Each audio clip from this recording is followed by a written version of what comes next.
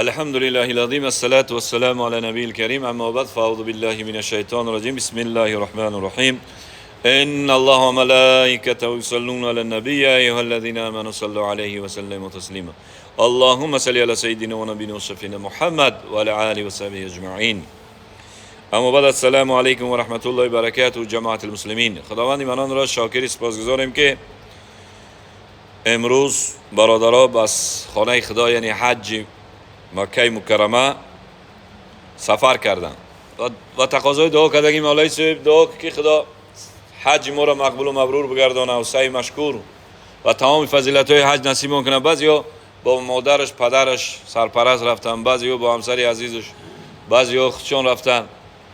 دعا میکنیم خداوند کریم تمام سنت‌های حج نصیب شما بگیره، فضیلت‌های حج نصیب بگردونه. حج عزیزان من یک عبادت است برای زن و مرد مسلمان بالغ عاقل آزاد که شرط شمه که توانگر باشه، پولش داشته باشه، پولش بر حج برسه. الحمدلله پول حج که میبرد در بانک میته کویتانسیش میگیره، بعد ایو شرط شمه که یک ماهی که در حج میسته، دو ماهی که میسته خرج و مخرج خونش داده باشه. اگر بره و حج و بعد خانوادهش قرض کنن، خانوادهش بعد به طلبانی درست نیست. باید خانوادهش چیکار کنی؟ تامین کنی که نره و نه طلبان یا که مشکل قرض نکنن، بعدا درسته. حج در طول سال انسان یک بار حج فرضه. انسان باید در البته که توانگر باشه. حج در سوره آل عمران میگه الله سبحانه و تعالی ولله علی الناس حج البیت من استطاع الیه سبیلا. حج برای کسی، برای مردم فرضه که توانگریش داشته باشه. در حدیث مبارک رسول اکرم صلی الله علیه وسلم که حضرت عبدالله بن عمر رضی الله عنه روایت میکنه قال رسول الله صلى الله عليه وسلم بني الإسلام على 5 شهادة أن لا إله إلا الله وأن محمد ورسوله وإقام الصلاة وإيتاء الزكاة وحج البيت وصيام رمضان. بخاری مسلم روایت میکنه. رسول اکرم صلی الله علیه و سلم فرمودند بنی الاسلام علی 5. اسلام بر 5 بنا شده است. یعنی یکم شهادت کلمه لا اله الا الله محمد رسول الله که نیست معبودی بجز الله که محمد رسول خدا است. دوم نماز برپا دادن، زکات پرداخت کردن و حج کردن اگر استعانت داشته باشی، یعنی توانش داشته باشی، و ماه شریف رمضان. این 5 ارکان این بنای اسلام است که رسول اکرم صلی الله علیه و سلم فرمودند که پنجم همین ارکان مهم اسلام همین حج کسی توانش داشته باشه. اگر هر کسی که قدرت توانش داره نمیروه زلال کرده. رسول اکرم صلی الله علیه و سلم در حدیثش میفرماید که شما حج کنید که زمانی میشه که حج راش محکم میشه. باز رسول خدا صلی الله علیه و سلم ابو هریره رضی الله تعالی عنه در مورد فضیلت حج میفرماید قال رسول الله صلی الله علیه و سلم العمره للعمره، از این عمره به این عمره، یا عمره میکنی با یک روز بعد دو روز بعد با عمره می کفارت ما بینهما، کفارت لما بینهما، بین این عمره با این عمره چه گناهی باشه خداوند چی میکنه میبخشه. مثلا بسیارا میروند حج عمره میکنن در 15 روز 14 روز، بسیارا 5 بار 4 بار عمره میکنن، یا خیلی 10 عمره میکنن. امیر میگه العمره الی عمرتی کفارت لما بینهما، ای عمره با این عمره گناه چی میشه؟ بخشیده میشه. والحج مبرور، حج فرضی رو میگه و حج المبرور لیس له جزاء الا جنه او کما قال سبحان الله. کسی حج فرضی میکنه جزای او فقط جنته. ماشاءالله کسی که این کسی بیرو چندین آدمای الحمدلله مشرف شدن بر حج فرضی اوورد جزاشون چیه؟ عمره را گفت که ای عمره با عمره گناهات میبخشه. حج فرضی را چی گفت؟ حج فرضی فقط جزاش چیه؟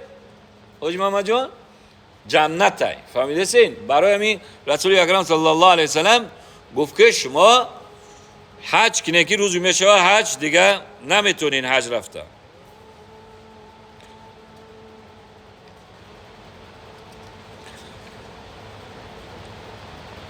اگه شرط شروط فرضیت حج فرماید که مسلمان باید باشه، بالغ باشه، آزاد باشه، زنی مسلمان، مردی مسلمان با قدرت توانش داشته باشه. رسول اکرم صلی الله علیه و سلم از رسول خدا صلی الله علیه و سلم سوال کردن که آیا همین حج در سال یک بار یا که میتونی که چند بار کنی؟ رسول اکرم صلی الله علیه و سلم در جواب گفت بله، الحج مره واحده فمن زاد فتطوعوا او کما قال. مسند احمد روایت میکنه. گفتن یا رسول الله در طول سال یک بار بریم یا چند بار میشه؟ گفت که در طول سال یک بار شما یک بار حج کنید.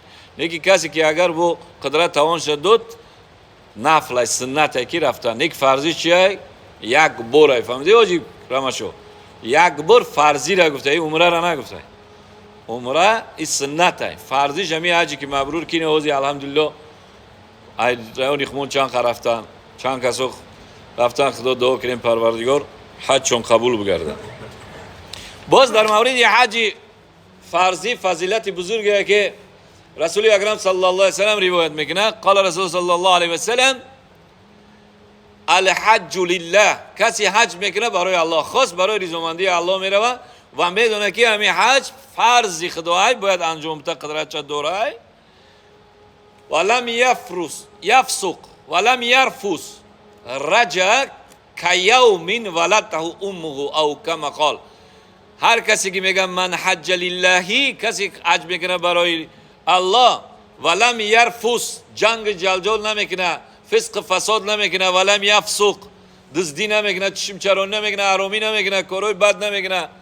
شرط شروط حج الحمدلله اگر کسی در همین یک ماه اینجا درسی حج شید رو بلدو حاجی را یک ماه پیش قبل از همین حج بردن درس میتن. میدونی حاجی ابوبکر درس میتن، در اون درسش کسی شرکت کرد، کسی چیکار فایده کرد، سنت ها را یاد میتن، واجبا را میگن، فرض ها را میگن. گیجایی در مجرم شدین یا که جرم کردین چی در ذبیحه لازم میشود، اگر تنتون خطا کردین اوجا حج یا خیلی میرن با جای ثواب کباب میشوند، خیلی میکنن اوجا میرن نمیفهمن، دزدی میکنن، یگان چی را بی اجازت میپوشن، یگان کاسه میرن، یگان چیزی هم کاسه میگیرن میرن حج چون در اوجا جور مجرم میشوند. یا که ارکانی حج نمیفهمن، با این راه بلد گوش کردن نگو خاطی راه بلد خاطی یک عالمی میره که او بدون حج یک رفتگی باشه ترا یاد بده که تو مجرم نشه، گفتم گو با جای ثواب کباب نشه. بسیاری میرن چشم چرانی میگنن، خدایی نکرده از مود همین گپو میرسه که دخترای زیاد میرن، جوانای یوش دخترا همجا دختر بازی میگنن زان بیلو، یا که یگون گپ میتنی شیشه. درست نیست. اوجا جای مکه مقدس، جای مکانی پاکه، اوجا رفتی فقط زیارت عبادت میکنی. برای میگه که من حج لله کی، هر کسی که حج کرد برای الله، ولم یرفث ولم یفسق، کسی که فسق فساد نکرد، جنگ و جدال نکرد، دزدی نکرد، چشم چرانی نکرد، رجع کیوم ولدته امه او کما قال، بر میگرده حج مانندی که از مادرش تولد شده. این شانس این فضیلت ببینید.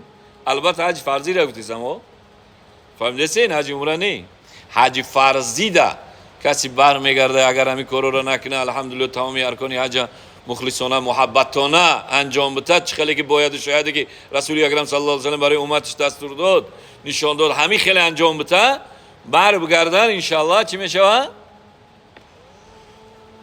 گویا که ای مادرش تولد شدگی. حج ماهای الله سبحانه و تعالی در سوره بقره آیت 197 میگه بسم الله الرحمن الرحیم الحج اشهر المعلومات. حج یک ماهای معلوم داره، در همین ماهایی که تعیین شدگیه، این ماه اگر کسی حج کنه سنت است. ابن عمر رضی الله تعالی میگه اشهر حج شوال و ذوالقعده و عشر من ذی الحجه. بخاری روایت میکنه او کما قال، یعنی ماه شوال، ماه ذوالقعده، 10 روز این ذی الحجه ماهای چیه؟ حج است. کسی در این ماه حج کرد ان شاء الله سنته که برای انجام دادن او احرام بستن سنته.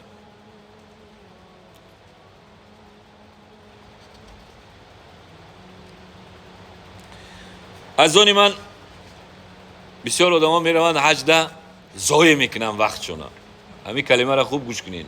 بسیار جمع دیدیم الحمدلله، رفتیم فرضیش هم رفتیم، سنت عمره هم رفتیم، دیدیم بسیار برادرها اطلاعات ندارن. چرا که اطلاعات از سنت های رسول خدا، علم دینی ندارن، آمیان رفتین، نمیفهمن که خدا این فایزی بزرگ نصیبشون کرده این فایز وقتشون چی میکنن زوی میکنن میرون در گاستینسو در هتلو که به قول عربا فندق میگن در فندقها خوابن نمیرون یک بار میرون حج میگیرن قدیم رو بالا چون دیگه میان در همون هتلو همه شرایط ساده او گرم و خنک همش جای آشپزخانه مسجد داره همه هتل همونجا میخونن نمیرون در حالی که فضیلت حج میگه که یک نماز در حج 100,000 در بیت الله یعنی مکه شریف مکه مکرمه ده یک نماز 100,000 ثواب داره 100,000 اجر داره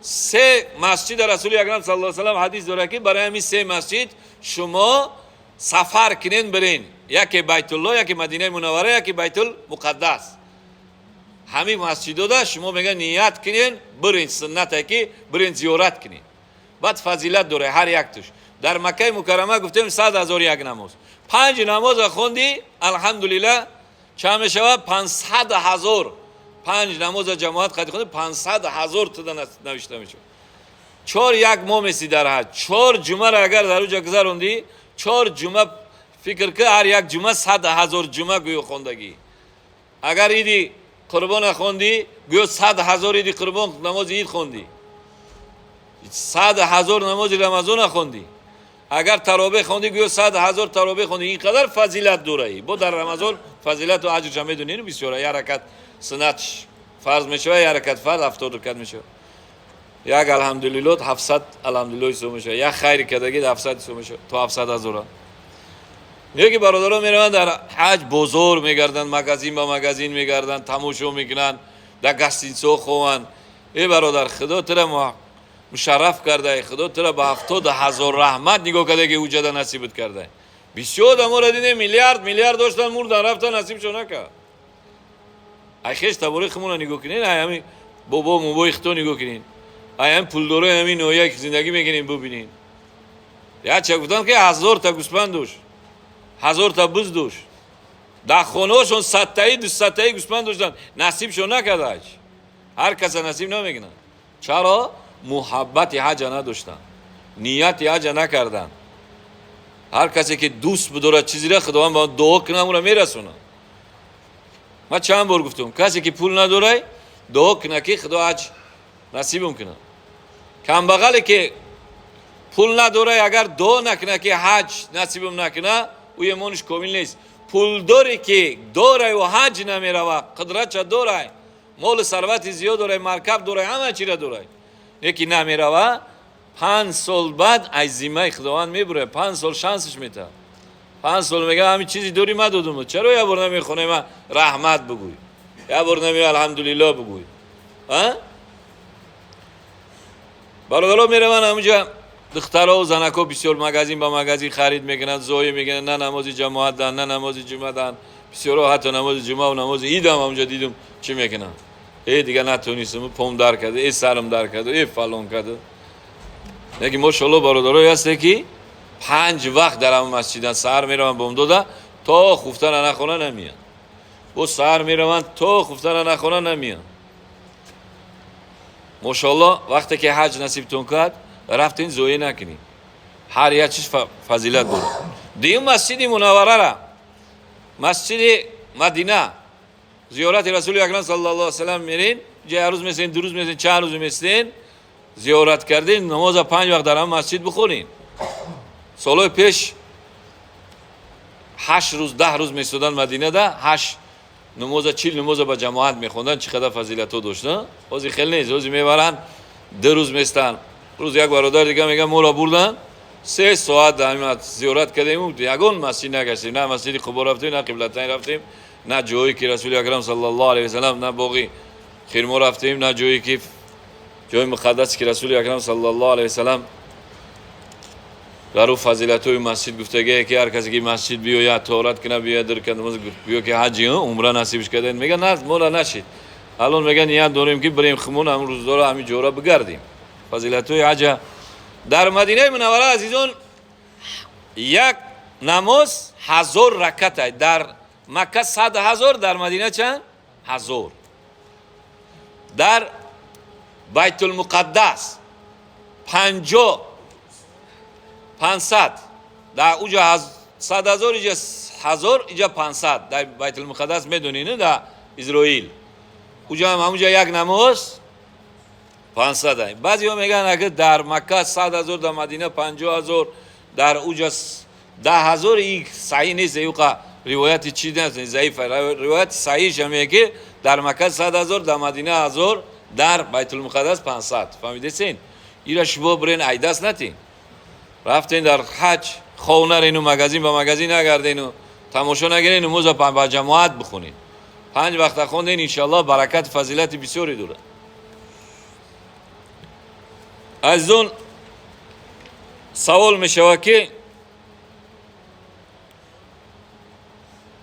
پدر مرده ما با جای پدرم حج کنم میشه بله حج بدل میگن با شرط داره اگر خودت حج فرضی کرده باشی بعد میتونی که برای پدرت حج فرضی ایامی جای احرام میبنی نیت میکنی اما ایرپورت مستقیم جده میرود در ایرپورت میپوشین حج فرضی را.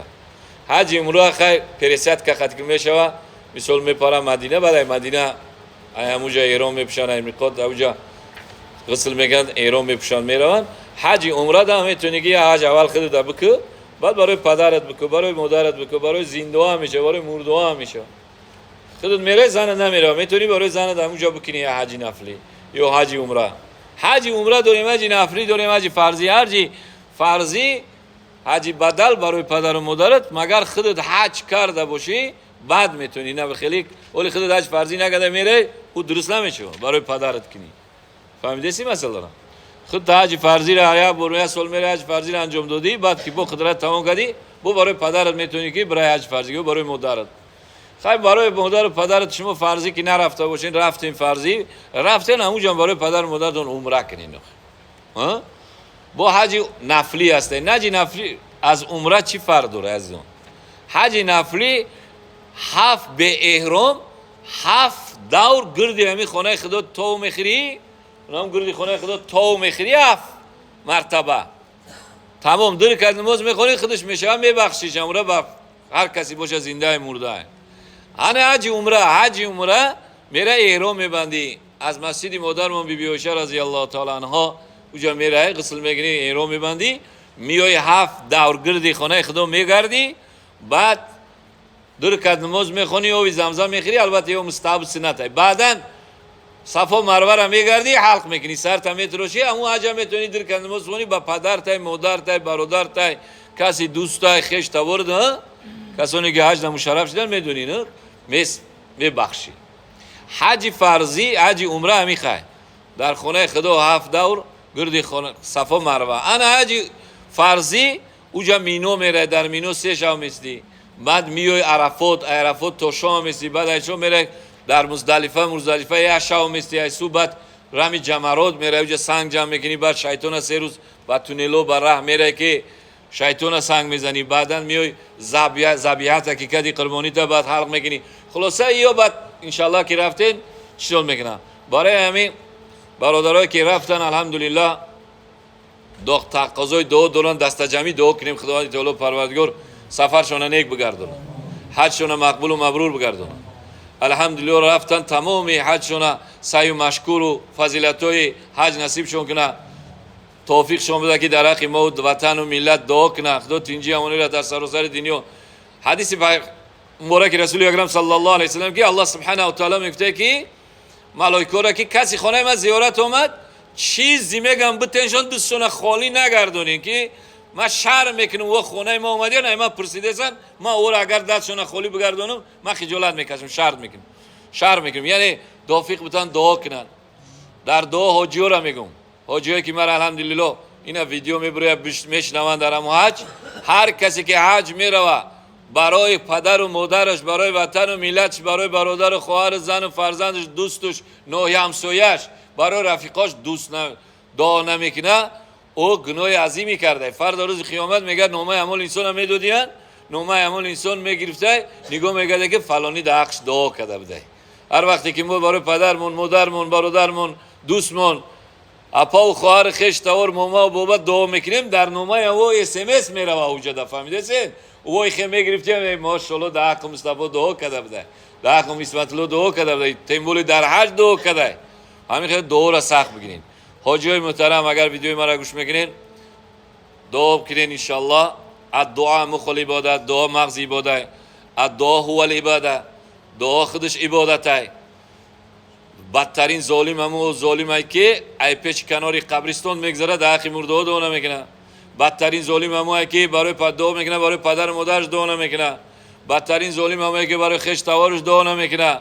برای همین برادرها در اونجا که نصیبتون کرده در اون مکان مقدس دعا کنین انشالله که تنجی امانی را در سراسر دنیا این جنگ و جدال بس شود. خدا پروردگار تاجستان عزیز ما را نگه داره.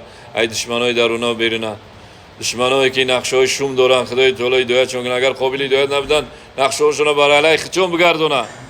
خدای تعالی پروردگار روزهای سختی که دیدیم مادرها تا زیر اشک می‌ریزن و روز خدا ما را نصیب سرگردانی را نشون نده.